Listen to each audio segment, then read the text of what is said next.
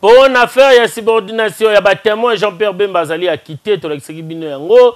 Bamo ya mikolo ndenge nini mutako ko mi batela pona ko éviter ba maladie ya ndenge na ndenge ba présenter ba kuluna na kingaba oyo baza ko la population bolanda.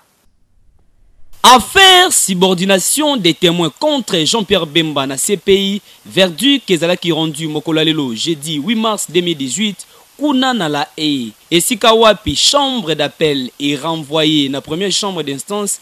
Affaire subordination des témoins contre Jean-Pierre Bemba ou selon chambre d'appel bazali ko reconnaître traité d'infraction ou ezali contre Jean-Pierre Bemba. Selon bango dossier oyo ezali na quelques irrégularités oyo ezali na kati na micro SNL Boyoka Jean-Jacques Mamba ou ezali secrétaire général en charge jeunesse ya MLC ndenga pesi ba précision. Au moins to vandi 10 ans tozo la papa Jean-Pierre Bemba ba katela qui est 18 ans. Na bato ba katela qui est 18 ans ba lobaki ke ye atinda ki ba troupe na ye ba soda na ye na bangi ba kende ko boma bato. Mais ye atikale ko sa likambu wana ta mokolo moko te. Mais le rôle à Batouana, bazalaki na bazali basi, bande qu'on a biso basi, bazalaki na moins sensibilité na maman itali ba viol et pris na procureur Ben Soudana maramo tokolo ba penzate et ça là qui que Batouana nyonso ba kende yi kaka na sens ya ko condamner Jean-Pierre même à 18 ans. Ya mwana moyi to sala ki appel. Tangu to sali appel wana ba juge ya siko ba ye, tangu batangi maramo ya 18 ans na balbi oh Mboula ebele boye mwana bato se na elika morote. Alors basengi boye balbi bon pour na biso il faut ba longola ba kiteye. C'est-à-dire bo bimisa ye parce que makamonyo so bo komi eza na nzela te. Yango moni ba komeli bango basali ba observation balobi biso tozeli ba spécialiste parce que na ba juge wana kutu soda azali militaire azali. Biso tozeli ba spécialiste na mayo to tangi to moni ke bo sali ba erreur ebele et puis bo sali pe makamonyo sentiment ebele.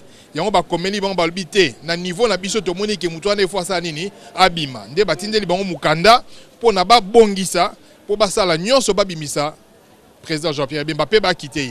Kasi pour un petit rappel, Esengel Koyeba ke Jean-Pierre Bemba zalaki condamné depuis 2017 na 18 ans de prison na affaire subordination des témoins.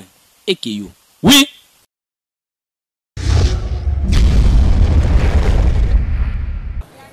Ça fait 3 mois depuis début de l'année 2018 et bandi, kasi température est toujours élevée ou est varié entre 30 degrés à 38 degrés Celsius. Ya moima kasi particulièrement awa na ville province à Kinshasa.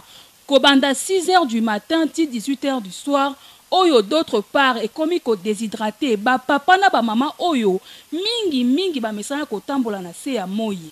Oyo esali ke to assister na chaleur makasi du matin au soir na bandaku na ba bureau pe na ba taxi bus. D'autre part et comme ko sala que bato misusu ba respirer difficilement. Kasi face ya climat oyo selon ba recherche na biso, conséquence na yango ezali que bato ba koki ko se déshydrater facilement.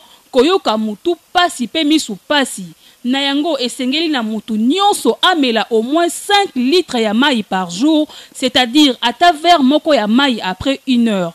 Ko salela parasol, ko lata ba lunettes solaires, ko éviter bilamba ya mwindu mais surtout esengeli na mutu nyonso asokola au moins 3 fois par jour pona ko éviter ba solo ya nzoto pe ko lata bilamba léger pona ko éviter chaleur et vanda na loposo ya nzoto na yo. Toli ya pete pona ko battre la santé na yo yango yo. Eza normal. Et que yo. Oui.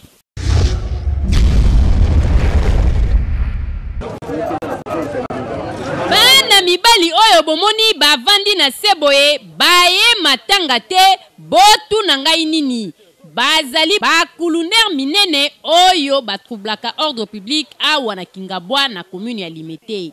Kasi mokolo ya lelo capitaine Francine équipe na ye balalaki pongite batie bango maboko tala ndenge population etondi baye kotala bango bolanda communication oyo bato basali. On vanda bwe bango na bango zonga bwe bango na bangata le 8 mars ba lemba te. On est toujours avec la police. Numéro na biso to répétons chaque jour. 090 39 12 569 090 39 12 569. Baboti tozo bisabino benda bala matoi. ozoko kobenda mwana matoi te soki tokangi te koya bananga ongana zalaka ndeko ya intervention eza te akwei na motambo tozwi totini na parquet. En tout cas musala kitoko na la police ya Kingabwa bazali kosala musala na bango ezali komonana yo muto tikali na coin na yo ozali ko continuer kuluna yeba ke capitaine Francine équipe na ye bakola la pongite kuluna na Kingabwa il faut esila bakende musika ke yo